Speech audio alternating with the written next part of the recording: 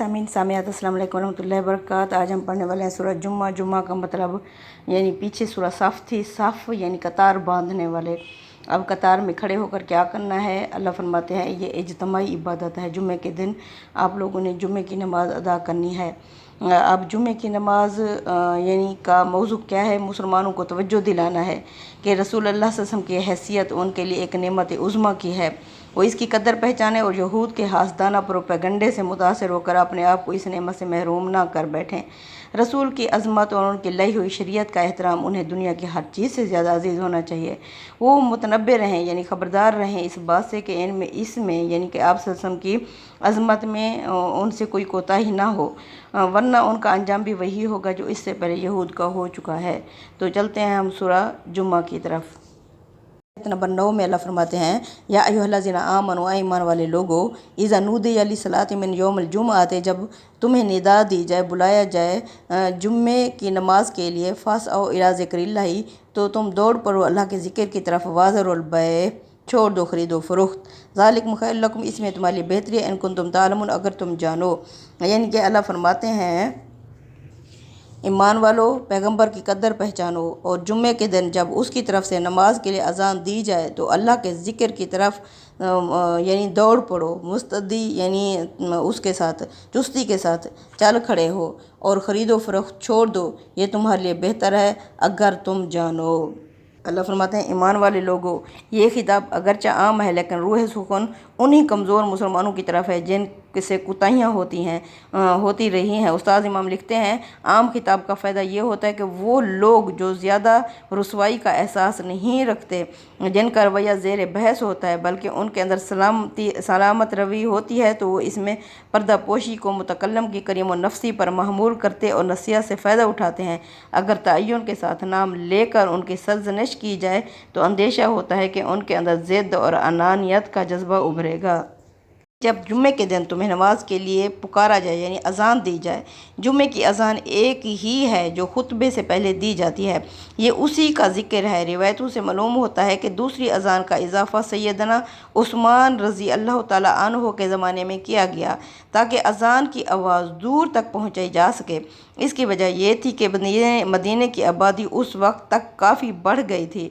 अज़ान का मकसद नमाज के लिए बुलाना है, इसलिए ज़रूरत हो तो एक से ज़्यादा मरतबा भी अज़ान दी जा सकती है ताकि ज़्यादा से ज़्यादा लोग नमाज के लिए आ सकें।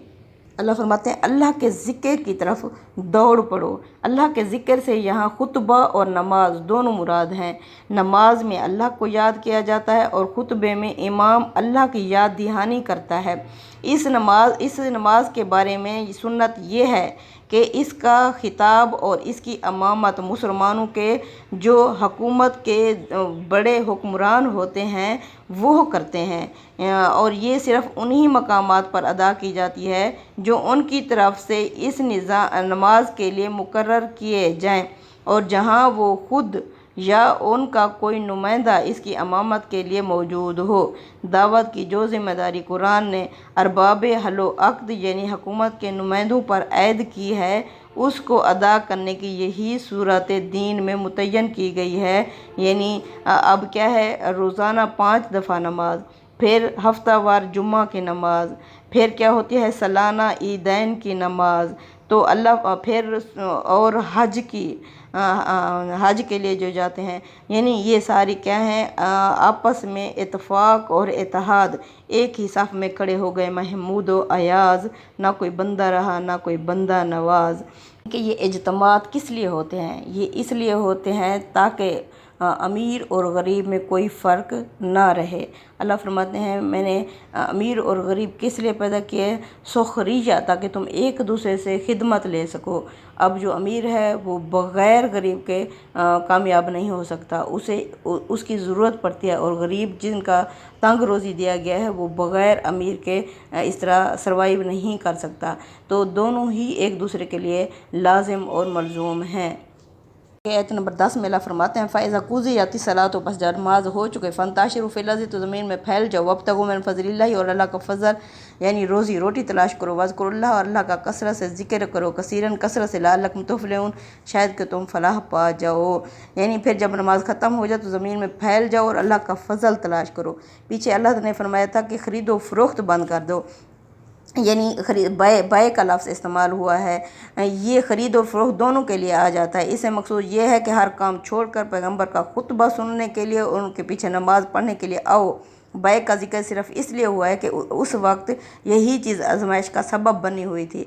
अल्लाह फरमाते हैं यानी पाबंदी से सिर्फ खुतबा और नमाज के लिए आओ, इसके बाद तुम जहाँ चाहो और जिस सूरत में चाहो अपनी मुआश के लिए जद्दोजहद कर सकते हो। और अल्लाह फरमाते हैं अल्लाह को कसरत से याद करो, लअल्लकुम तुफ़्लिहून, शायद कि तुम फलाह पा जाओ। यानी सिर्फ नमाज ही में नहीं बल्कि उठते बैठते हमा वक्त दिल व दिमाग को खुदा की याद से मामूर रखो और ज़बान को उससे तर रखो, यही फलाह का रास्ता है। यानी सिर्फ हमने दिल या ज़बान के अंदर सिर्फ ज़िक्र नहीं रखना, बल्कि आगे जो भी हमारी ज़िम्मेदारी है उसको कुरान के कानून के मुताबिक, अल्लाह के कानून के मुताबिक अंजाम देना है। यानी करोगे अच्छे नेक अमल तो दुनिया से ले जाओगे, घर भी अच्छा पाओगे और बैठ के सुख से खाओगे। ऐसी दौलत छोड़ के तुम जो खाली हाथों जाओगे, कुछ बात नहीं बन आने की, वहाँ घबराओगे और पछताओगे। यानी अमलन करके दिखाना है। हम अल्लाह का जिक्र तो कर रहे हैं लेकिन आगे डंडियाँ मार रहे हैं अपने अपने फील्ड में। तो अल्लाह फरमाते हैं फील्ड को पूरे तरीके से अल्लाह के हर वक्त अल्लाह तुम्हारे सामने रहना चाहिए, आखिरत तुम्हारे सामने रहनी चाहिए क्योंकि आगे हिसाब किताब होना है, तोल होना है।